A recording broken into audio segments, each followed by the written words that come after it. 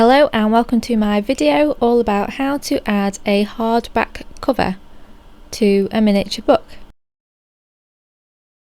In a nutshell, a book block is a stack of folded paper which has been, in this case, bound together with a needle and thread.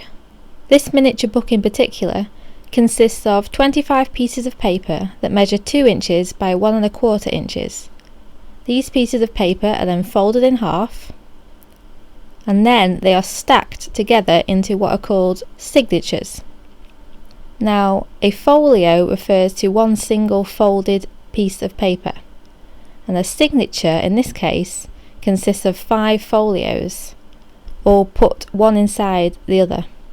I then put 2 holes in the spines of each of these signatures and bind them together using thread. It's a simple process of going in and out of the holes with thread and then joining the signatures with kettle stitches in between each one. If you'd like to learn how to do this, how to make the book block, how to do the miniature binding, then please head over to my Skillshare class, which is completely free, and I'll put a link to it below this video and on this video.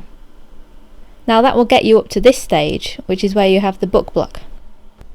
As you can see, I have added a small square of cheesecloth fabric and faux headbands to the spine of this book. Faux headbands are purely a decorative item and are completely optional, as is the cheesecloth square. These are just my imitations of real bookbinders techniques. Once you've got this book block, you can then add the cover of your choice.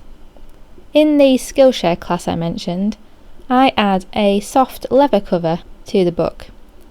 But following on from that, this video is going to show you how to add a hardback cover.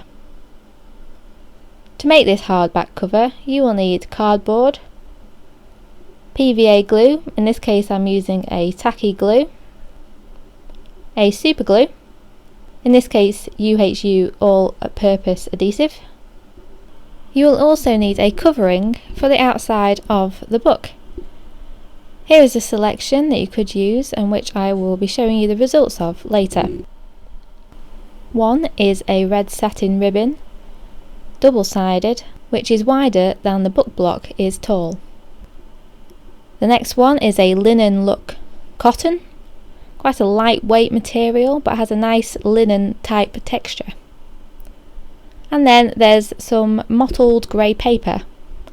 A bit thicker than your regular printer paper, but not too much. You just want a paper that's not too thin because you don't want the glue seeping through.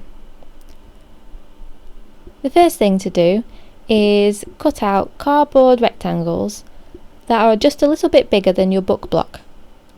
You don't want them more than maybe 1 to 2 millimeters larger than your book block on each side.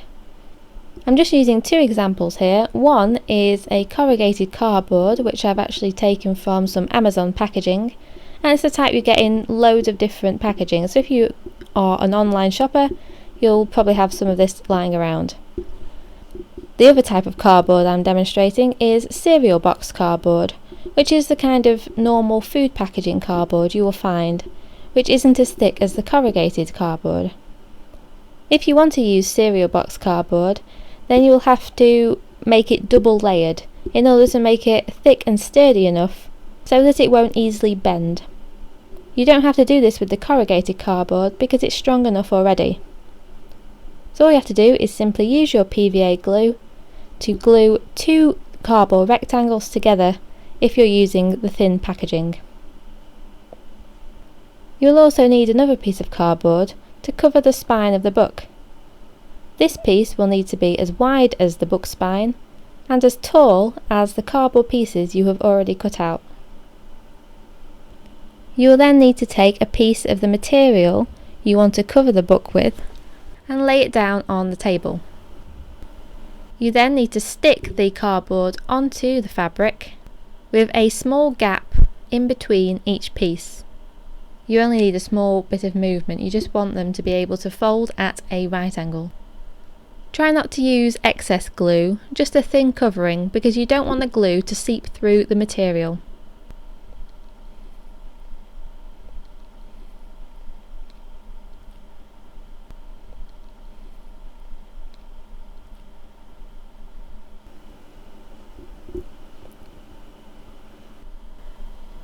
You then need to cut a perfect rectangle out of the material.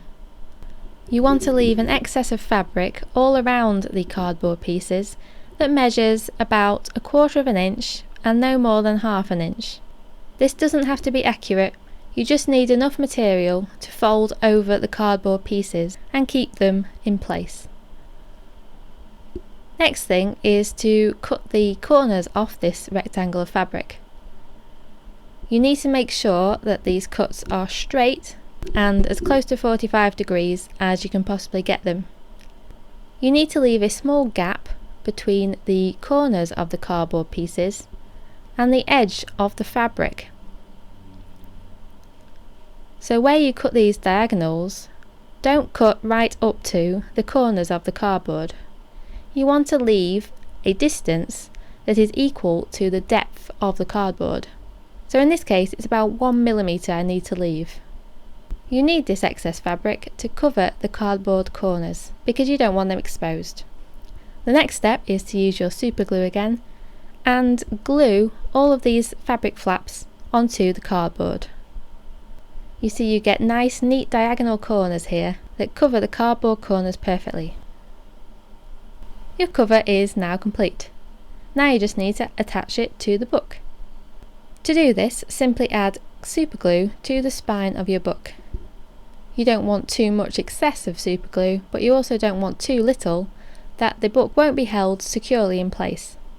Once you've glued the spine, you can then glue each side of the book to the cardboard covers on the inside.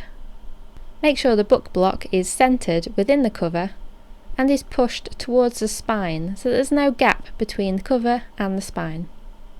You can then put the book in small clamps or under some heavy books until the glue is dried. Your hardback book is now complete. I hope you've enjoyed this tutorial, and if you have any questions please ask.